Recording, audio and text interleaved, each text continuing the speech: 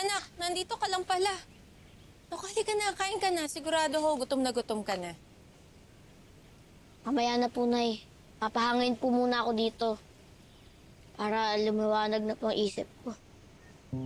Anak, ngayong kulong na ulit si Esmeralda, sana matapos ang lahat ng mga masasamang nangyayari. At matapos na rin ang kalbaryo mo at ni Sir Eduardo. Naniniwala naman po ako hanggang ngayon sa ngipin ng batas. Kahit itinuring po siyang nanay ni Tatay Albert, hindi pa rin po ako magdadalawang isip na magsalita at ipaglaban ang hustisya na ginawa niyang masama sa mga tao.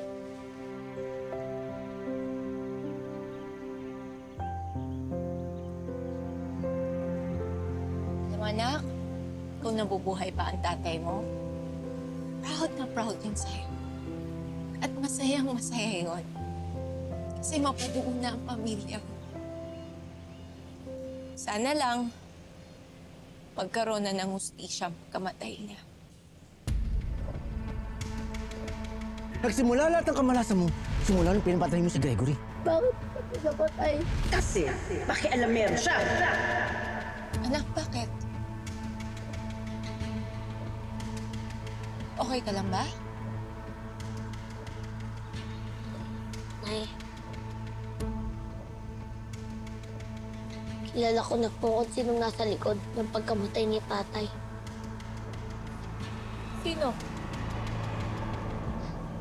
Si Gob Esmeralda po. Siya po ang nagpapatay kay Tatay.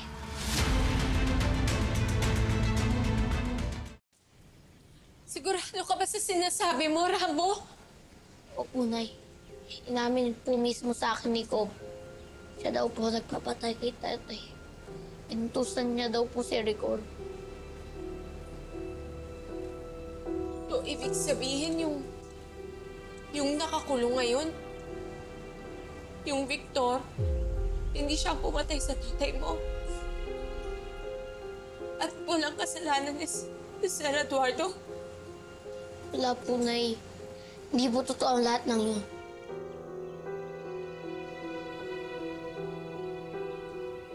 Mukhang hindi sila kumbinsido na may kasalanan si Eduardo at si Julio. Ang laban mo, laban ko. Turing mo ng pamilya mo ko.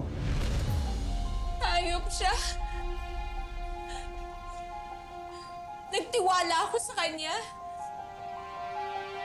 Naniwala ako sa pakikisimpatya niya sa akin, sa pagdamay niya. Naniwala din ako sa mga payo niya, tapos nagpapanggap lang pala siya. Sagad sa puto ang kasamaan niya. Sama na. Tahan na po, Nay.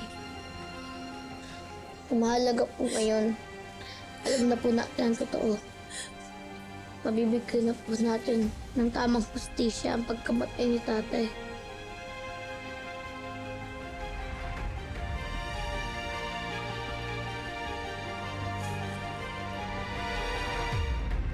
Esmeralda? Siya ang nagpapatay kay Gregory? Opo, Lo. So, sorry po. Kasi naniwala po kami agad kay Victor. Inakusahan po namin kayo na kayo may kagagawan ng pagkamatay ni Tatay. Sorry po, Lo. Nagkamali po kami. I can't blame you for what you did, Rambo. Talagang tuso yang si Esmeraldang yan. Minanipulan niya lahat ng tao, kabilang ka at ako. This is far from over. Nag-uumpisa pa lang niyang harapin ang parusa at galit ng mga tao at ng mga pamilyang pinagmalupitan niya. Anong ginagawa niyo dito? Alam na namin ang totoo, na ikaw ang nagpapatay sa asawa ko. Sino naman nagsabi sa inyo? Kay Rambo, narinig niya mismo sa bibig mo na ikaw ang nagpapatay kay Gregory. Narinig ni Rambo na sinabi ko? Kailan? Saan? Asan ang proof ninyo na sinabi ko yan? Siyempre, galit na galit si Rambo sa akin. Mag-iimbento siya ng kwento para makuha ang loob ninyo, mapaglaruan ang damdamin nyo, at makuha ang tiwala nyo so you can help him gang up on me! Hindi po totoo yan. Hindi po magsisinungaling sa amin si Kuya. Siguro po dahil ayaw niyo umamin, dahil madadagdagan na naman ang kaso niyo. Eh kung kayo ang kasuhan ko, ha? Pupunta kayo dito? Wala naman kayong resibo ng mga ibinibintang niyo sa akin. Lumayas na kayo. Umamin ka na, Esmeralda. Bakit mo ginawa yon, ha? Bakit mo pinapatay ang asawa ko? Hindi ko pinapatay. Wala akong ginagawa sa asawa mo. Sinungaling! Napakabait na asawa ko para gawin mo yon. Ang sama-sama mo talaga. Bakit siya? Bakit, ha? You think he is so righteous, ha? Eh, pakialamero yung asawa mo. Yung impormasyon tungkol sa relasyon ni Rambo at ni Albert, gusto niyang sausawan! Kaya niyo po ba siya pinapatay? Dahil hindi niyo matanggap na anak ng anak niyo si Kuya Rambo. Ayun ka! Wala ka! Nay! Nay! Tulong ka! Wala akong maluluwa! Sinasabi tama na eh! You can't hurt me!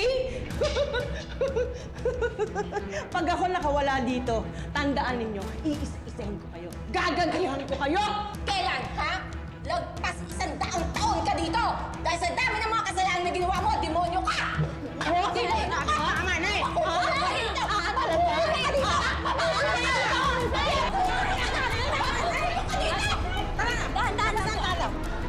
May magandang balita na i-announce si Mayor Eduardo. Ano magandang balita?